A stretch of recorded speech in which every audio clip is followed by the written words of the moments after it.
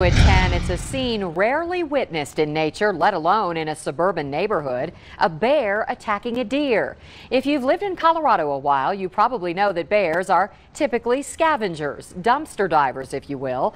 But this rare encounter stunned the people who witnessed it, including one man who caught it all on video.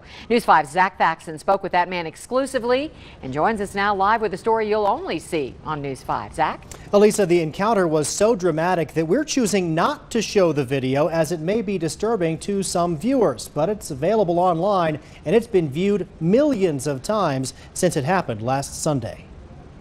Next thing you know, I got a video that's had 6.3 million hits. J.D. Geik has lived in Colorado his whole life. When he saw this bear last weekend near Jenkins Park in Colorado Springs Skyway neighborhood, he immediately started shooting pictures and video. To me, it was just like, all right, let's get a picture of this one, see what it's up to and watch it knock over a trash can or two. And in no way, shape, or form did I expect this to happen. It was probably one of the most crazy things I've ever seen. What happened next was something that rarely happens and is even more rarely witnessed. I looked back over my shoulder to see him pulling the deer out, and he brought him out into the yard here. The young bear then attacked the deer by the neck in an attempt to kill it. JD's video of the attack posted on Facebook and immediately viral, viewed 6.5 million times since just last Sunday.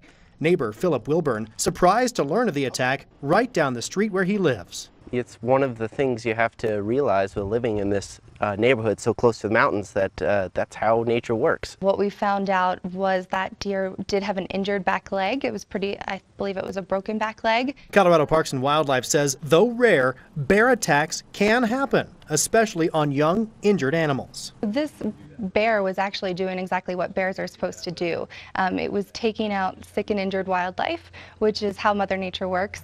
Just the latest example of wildlife encounters in the past week.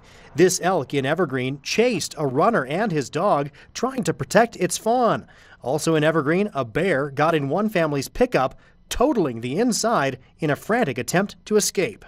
It's up to us to give them the proper amount of space and to also treat them with respect. These are wild animals, and while they may be pretty tolerant of humans at this point, it doesn't mean that they're tame by any means.